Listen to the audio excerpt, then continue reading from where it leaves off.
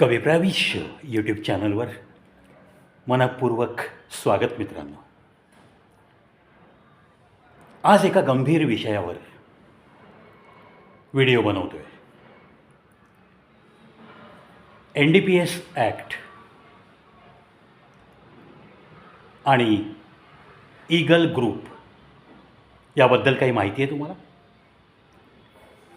असेल माहिती, ज्यांना माहीत नाही त्यांच्यासाठी सांगतोय. NDPS ॲक्ट म्हणजे narcotic drugs and psychotropic substances act of India.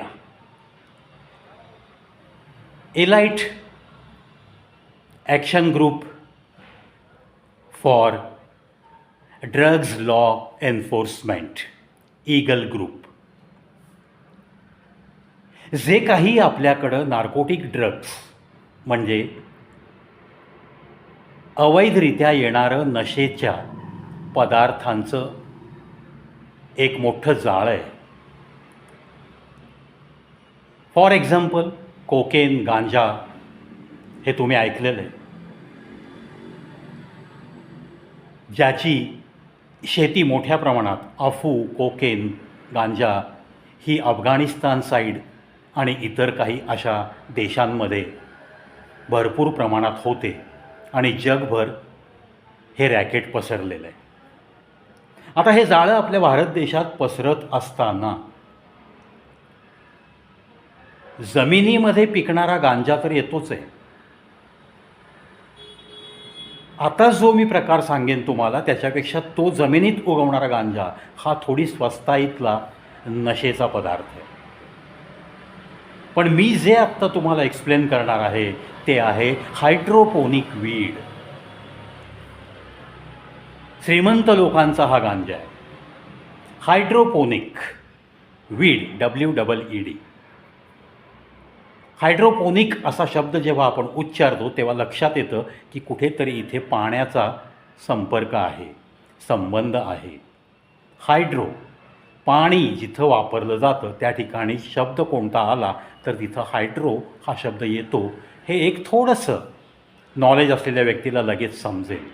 Hydroponic weed म्हणजेच पाण्यामध्ये उगवणारा गांजा. फक्त पाणी वापरून ही शेती केली जाते, तीसुद्धा एखाद्या AC म्हणजे थंड ठिकाणी, थंड हवेच्या खोलीमध्ये फक्त पाणी वापरून ही हायड्रोपोनिक वीडची शेती केली जाते. म्हणजेच हायड्रोपोनिक वीड हे आपल्याला अशा पद्धतीने सुद्धा उपलब्ध होतं आणि त्याचं बंदी असल्यामुळं स्मगलिंग होतं गुप्तरित्या. मग त्यांचे काही कोडवर्ड्स आहेत. हे बच्चा आ गया. बच्चा आ गया म्हणजे माल घेऊन येणारी व्यक्ती मालासहित अमुक अमुक ठिकाणी आली आहे. मग विकत घेणाऱ्याने सुद्धा काहीतरी कोडवर्ड उच्चारायचा. हे त्या त्या फील्डमध्ये ठरलेले प्रकार असतात. आणि अशा पद्धतीने हायड्रोपोनिक वीड आपल्या या भारत देशामध्ये त्यांनी खूप मोठ्या ठिकाणी पाय पसरले आहेत. दिल्ली आहे, बेंगलोर आहे, हैदराबाद आहे, कलकत्ता आहे, मद्रास आहे, पुणे आहे, नागपूर आहे, कोणती ठिकाणं नाही आहेत, इंदूर आहे. जवळपास सर्व मोठ्या शहरामध्ये हा हायड्रोपोनिक वीड हा या पद्धतीचा श्रीमंती गांजा हा चोरी छुप्या मिळतोय आणि त्याच्या आहारी तरुण पिढी चालली आहे. ती तरुण पिढी बर्बाद होती आहे. काही पालकांना खूप मोठं भूषण असतं.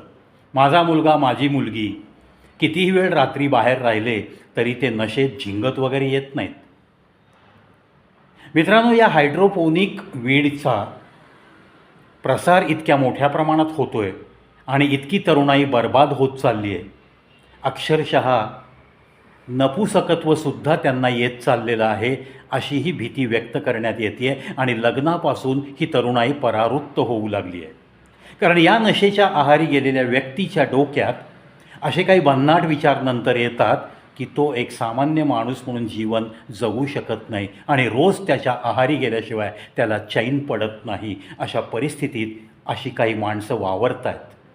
ही शोकांतिका आहे. याच्याही पुढंच जाऊन शोकांतिका अशी आहे, मी आत्ता ज्याप्रमाणे सांगितलं एक ईगल ग्रुप आहे, त्या ग्रुपने हैदराबादसारख्या आय टी सेक्टरसाठी अगदी गाजलेलं शहर आपल्या हैदराबादमधलं, आंध्र प्रदेशातील हैदराबाद या शहरात आय टी सेक्टर खूप वाढलेलं आहे. त्या ठिकाणी आय टी सेक्टरमधली काही मुलं या हायड्रोपोनिक वीडची शिकार झालेली आहेत, व्यसनाधीन झाली आहेत. मिळणारा मुबलक पैसा त्यांना याचा रेट काहीच वाटत नाही, जो 1 ग्रॅमला 7,000 रुपयांनी विकला जातो आहे. आणि त्या 1 ग्रॅम एवढ्याशा गांजाची नशा खूप खतरनाक होऊ शकते आणि माणूस ॲडिक्ट होतो, सवयीचा गुलाम होतो, व्यसनाधीन होऊन जातो हळूहळू. मग त्याला जर हा इतका पैसा उपलब्ध नाही झाला तर तो क्राईम करायला लागतो. त्यामध्ये मग रॉबरी आली, हलक्या फुलक्या छोट्या मोठ्या चोऱ्यांपासून सुरुवात होते आणि मग ही व्यसनाधीन व्यक्ती इतकी अंध होऊन जाते विचारांनी की मग त्याच्या हातनं मोठमोठे क्राईमसुद्धा घडतात. अक्षरशः आजच्या राजकारणातली एक व्यक्ती हायड्रोपोनिक वीडच्या आहारी गेल्यानंतर, त्याच्या व्यापारामध्ये गुंतल्यानंतर त्याच्या हातनंसुद्धा एक मोठा क्राईम झालेला आहे आणि तो आपल्याला सर्वश्रुत आहे, नावं घेण्याची गरज नाही. एक प्रतिष्ठित वकील कॅमेऱ्यासमोर येऊन या सगळ्या गोष्टी ओरेट करतो आहे. तुम्हीसुद्धा त्या ऐकल्या असतील, पाहिल्या असतील. म्हणजे इतक्या नीच थराला जर एखाद्या सॉफिस्टिकेटेड घराण्यातला राजकारणी म्हणवून घेणारा जर जात असेल, वाया जात असेल, तर हे व्यसन किती घातक आहे हेच मला तुम्हाला दर्शवून द्यायचं आहे. डार्क वेब म्हणून आपल्या कॉम्प्युटरवरती एक नेटवर्क आहे, मोबाईलवरनं सुद्धा त्याचा ॲक्सेस काही लोकांना मिळतो. त्या डार्क वेबवर असे प्रकार खूप चालतात की हे हायड्रोपोनिक वीडच्या नशेमध्ये असलेले लोक त्या डार्क वेबला व्हिजिट करतात आणि तिथं काहीतरी सामान्य माणसांच्या बुद्धीच्या पलीकडचे टास्क दिले जातात आणि ती टास्क पूर्ण केल्यानंतर करोडो रुपयांची रक्कम त्या व्यक्तींना दिली जाते. असं हायड्रोपोनिक वीडच्या आहारी गेलेल्या एका मोठ्या माणसाचा सेवक म्हणून काम केलेला व्यक्तीच कॅमेऱ्यासमोर सांगतो. म्हणजेच हे व्यसन किती घातक आहे, कुठल्या थराला माणसं जाऊ शकतात हे दर्शवणारं हे हायड्रोपोनिक वीडचं व्यसन, त्याचं जाळं मोठ्या प्रमाणात आपल्या भारतात पसरत चाललं आहे. ही शोकांतिका आहे. ज्या पालकांना भूषण वाटतं की माझ्या मुलाचा, माझ्या मुलीच्या तोंडाचा दारू पिलेला वास नसतो येत, पण तो जरी 2ला आला, 3ला आला तरी मला काही फरक पडत नाही, अशा भ्रमात राहणाऱ्या पालकांना मी हात जोडून विनंती करतो की नक्की आपली लेक, आपलं लेकरू रात्री 2-2:30पर्यंत कुठे असतं याची एकदा शहानिशा करा. त्या ठिकाणी नक्की काय चालतं, त्या ठिकाणी जमा झालेली मुलं तरुणाई नक्की कोणत्या व्यसनाच्या आहारी गेली आहेत, एकदा जाऊन पिछा करून रात्री अपरात्री बघा. आपल्या स्वतःच्या हातून होत नसेल तर त्या पालकांना मी नम्र विनंती करेन की तुम्ही कोणाला तरी नेमा, त्यांच्या मागं जायला सांगा. आजकाल प्रायव्हेट डिटेक्टिव्हचा पण जमाना आहे. भले तुमच्या मुलाच्या मुलीच्या मागं प्रायव्हेट डिटेक्टिव्ज लावा, तो कोणत्या व्यसनाच्या आहारी गेला आहे आणि ते जर हायड्रोपोनिक वीडचं, अशा या श्रीमंती थाटातल्या गांजाचं व्यसन असेल तर त्याला वेळीच तिथनं बाहेर आणा. अदरवाईज ती केस पूर्णपणे गेली, जिवंतपणी तो मेल्यासारखा वागेल हे तुम्हाला सहन करत करत रोज तुम्हाला स्वतःलासुद्धा मेल्यासारखी जीवन जगावं लागेल, यात काही शंका नाही. So such type of dangerous thing is there, hydroponic weed. याचं व्यसन सगळ्या तरुणाईला बर्बाद करतं आहे मित्रांनो, अक्षरशः बर्बाद करतं आहे. याच्यासाठी कायदा कडक आहे, नाही असं नाही आहे, तरी पण स्मगलर लोकांनी याच्यातनं बायवे काढलेला आहे. कमर्शियली जेव्हा याचं ट्रान्सपोर्टेशन केलं जातं तेव्हा ते 20 किलोच्या आत जर असेल तर जास्ती महिने जेलमध्ये राहावं लागत नाही, अशी काहीशी एक पळवाट या कायद्यामध्ये दिसते आणि ती वापरत स्मगलर लोक याचा खूप मोठा गैरफायदा उचलत आहेत. म्हणून सुचवावं असं वाटतं की कायदाच कडक झाल्याशिवाय याला जरब बसणार नाही. 20 किलो कसला आलं आहे, ते 2 किलोपर्यंत आणा. आपोआप त्याचा सप्लाय जेव्हा कमी होतो तेव्हा हा मालच मिळत नाही, हा आपल्या आवाक्यात नाही असं म्हणून आज व्यसनाधीन झालेले हळूहळू 4 पावलं मागं येऊ शकतील. थोडी व्यसनाधीनता समाजातली कमी होईल आणि समाजाची जडणघडण चांगल्या रीतीने घडेल असं मला वाटतं. अर्थात मी कोण महान माणूस नाही आहे, मी काही सुचवलं आणि त्याचं इम्प्लिमेंटेशन होईल. मोठे मोठे वकीलसुद्धा खूप काही सुचवत आहेत, पण त्याच्यातनं अजूनही मार्ग निघत नाही आहे आणि आपल्या देशात स्थिर स्थावरता येत नाही आहे. या व्यसनाबद्दल खूप मोठ्या तळमळीने मी आजचा हा व्हिडिओ बनवतो आहे, कारण बर्बाद होणारी तरुणाई बघितल्यावर नकळत डोळे पाणावतात. अक्षरशः 16-17 वर्षाची मुलीसुद्धा या गांजाच्या आहारी गेली आहेत. पबमध्ये या ड्रग्सच्या नशेमध्ये बेधुंद अवस्थेत नाचताना दिसत आहेत. स्वतःच्या कपड्याचं सुद्धा त्यांना भान नाही, अशी अवस्था आपल्या या समाजामध्ये निर्माण झालेली आहे. स्वतःला उच्चभ्रू समजणारे पालक आपला लेक आपली लेक कुठे जातात रात्री अपरात्री याचं काहीही भान त्यांनाही नाही आहे.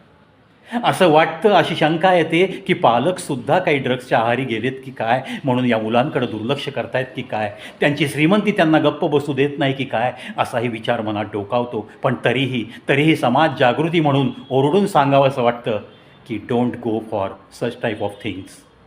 या गांजाच्या व्यसनाला जर तुमच्या घरातली कोणी व्यक्ती, आजूबाजूची व्यक्ती या गांजाच्या व्यसनाने विळखा घातला असेल त्या व्यक्तीला, तर त्याला काउन्सिलिंग करून वेळीच बाहेर येण्यासाठी मदतनीस म्हणून तुम्ही कार्य करा. तो बाहेर आला पाहिजे, ती मुलगी बाहेर आली पाहिजे ड्रग्सच्या आहारी गेलेली, कारण तिला पण चांगलं जीवन जगण्याचा अधिकार आहे. याची जाणीव तिला करून द्या आणि हा मार्ग अवलंबला तर तू लवकरच मृत्यूला कवटाळशील किंवा तुझं आयुष्य पूर्णपणे उद्ध्वस्त होईल. हे तिला समजून सांगा, हे त्या व्यक्तीला समजावून सांगा. जर कुठला राजकारणी अशा व्यसनाच्या अधीन होऊन नको त्या क्राईममध्ये अडकला असेल, तर पुढच्याच ठेच मागचा शहाणा, म्हणून मागच्या राजकारण्यांनी जे व्यसनाधीन झालेत त्यांनीसुद्धा वेळेवर चांगल्या रस्त्यावर आलं पाहिजे, असंही आवर्जून सांगावंसं वाटतं. तुमच्या पांढऱ्या कपड्याकडे बघून, तुमच्या नेतेगिरीकडे बघून कित्येक कार्यकर्ते तुम्हाला आदर्श मानतात, तुमचे फोटो लावून तुमची पूजा करत असतात. ही गोष्ट नका विसरू. जर आज हायड्रोपोनिक वीडच्या आहारी गेलेली श्रीमंताची मुलं जर त्या व्यापारामध्ये पण जर गुंतली असतील आणि जर प्रशासकीय यंत्रणांवर ते दबाव आणून आपल्या हातून घडलेले क्राईम जर लपवण्याच्या मागं असतील, तर त्यांनीसुद्धा वेळीच सावध व्हावं आणि या विळख्यातनं बाहेर यावं.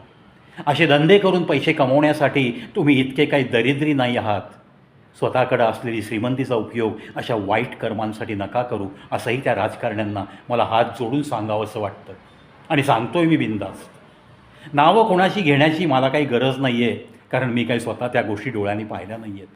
पण एक विद्वान व्यक्ती त्या व्यक्तींच्या विषयी कॅमेऱ्यासमोर येऊन बेधडक बोलती आहे, काळा कोट घातलेली एक सिनियर ॲडव्होकेट जेव्हा अशा पद्धतीने बोलतो, तेव्हा नक्कीच त्याच्यात काहीतरी तथ्य असतं आणि म्हणूनच मी हे नाव न घेता सांगण्याचं धारिष्ट्य करतो आहे. मित्रांनो, NDPS ॲक्ट तसा पाहिला तर खूप कडक कायदा आपल्या भारतामध्ये अस्तित्वात आहे. त्यानंतर हा जो काही ईगल ग्रुप मी सांगितला, ज्यांनी 14 लोकांना हैदराबादमध्ये पकडलं, ती 14 लोकं, त्यांच्याकडून माहिती कळती आहे की त्यांचे काही कोडवर्ड होते. तो माल घेऊन जर हैदराबादमध्ये कुठे एखाद्या ठिकाणी व्यक्ती आला, तर ते ठिकाण एका कोडवर्डमध्ये सांगितलं जायचं आणि बच्चा आ गया हा शब्द उच्चारला तर मालासहित ती व्यक्ती तिथं आहे. आणि मग माल विकत घेणाऱ्याने पण एक कोडवर्ड द्यायचा आहे, तो कोडवर्ड दिला तरच तो माल विकत मिळेल. 7,000 रुपयाला 1 ग्रॅम. जर खूप श्रीमंत व्यक्ती असेल विकत घेणारी, तर तो रेट 10,000 रुपयाला 1 ग्रॅम, म्हणजेच 1 करोड रुपयाला 1 किलो, अशा पद्धतीने हा गांजा विकला जातो आहे. आता ज्या भारत देशामध्ये मदरशामध्ये डुप्लिकेट नोट बनवण्याचा कारखाना सापडतो, एखाद्या योगाच्या संस्थेमध्ये, गुजरातसारख्या राज्यामध्ये आपल्या हिंदू व्यक्तीकडे सुद्धा डुप्लिकेट नोटा बनवण्याचा कारखाना सापडतो, अशा या भारत देशात चाललेल्या कारस्थानांमध्ये तुम्ही सांगा, AC रूममध्ये एखाद्या बंगल्यामध्ये हायड्रोपोनिक वीड ह्याचं शेती करणं अवघड आहे का? काही अवघड नाही आहे. त्यामुळं आता प्रशासकीय यंत्रणांना किती राबावं लागेल.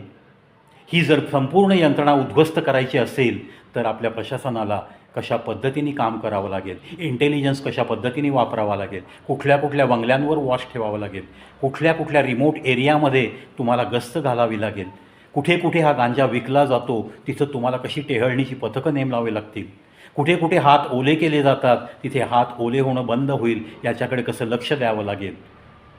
प्रश्न गंभीर आहे, प्रश्न खूप मोठा आहे आणि प्रशासनाला काम करण्यासाठी जे काही प्रामाणिकपणा लागतो अशी प्रामाणिक माणसांची टीमसुद्धा आज अस्तित्वात नाही आहे. ही शोकांतिका आहे आपल्या देशाची. त्यामुळं हा विळखा स्वतःच्याच मानसिक ताकदीवर आपण त्या विळख्यातनं कसं बाहेर पडता येईल हे पाहिलं पाहिजे. म्हणूनच हा थोडासा माझ्याकडनं माझ्या चॅनलवरती असा व्हिडिओ बनवून सोशल अवेअरनेस या कॅटेगरीत हा व्हिडिओ टाकून थोडासा जागृतीचा प्रयत्न मी करतो आहे. आशा करतो मित्रांनो, या व्हिडिओद्वारे जो काही मला संदेश द्यायचा आहे समाजाला, जी काही माहिती पुरवायची होती ती मी पुरवली आहे. तुम्ही आता जास्तीत जास्त तरुणांना, जास्तीत जास्त पालकांना, ज्या पालकांना या गोष्टी ते अनभिज्ञ आहेत, त्यांना माहीत पण नाही आहे की समाजात काय चाललं आहे, त्यांनासुद्धा हे समजलं पाहिजे. म्हणून जास्तीत जास्त पालकांना हा व्हिडिओ शेअर करा. हायड्रोपोनिक वीडचं व्यसन वाढत चाललेलं आहे आणि एका ग्रॅमला जर 7,000 रुपयात जर त्या 1 ग्रॅममध्ये 3-4 मित्र एन्जॉय करत असतील तर 7,000 कॉन्ट्रीब्युशन करायला 4 लोकांना आज जरी शक्य होत असेल, अशा कुटुंबातल्या काही व्यक्ती असतील तर त्यांच्यावर लक्ष ठेवणं, पाळत ठेवणं नितांत गरजेचं आहे. कारण त्यांना या विळख्यातनं बाहेर आणलं तरच त्याचं पुढचं भवितव्य काहीतरी चांगलं भवितव्य आहे. आणि तरुणांचं भवितव्य चांगलं असेल तरच देशाचं भवितव्य चांगलं आहे, हे तर जगजाहीर आहे. म्हणून आपल्या देशासाठी हा व्हिडिओ शेअर करायला विसरू नका. पुन्हा भेटूयात अशाच एका नवीन विषयासह याच चॅनलवर. कविप्राविज शो यूट्यूब चॅनल 9,375 व्हिडिओंचा खजिना देणारा एकमेव यूट्यूब चॅनल. पाहत रहा, ऐकत रहा.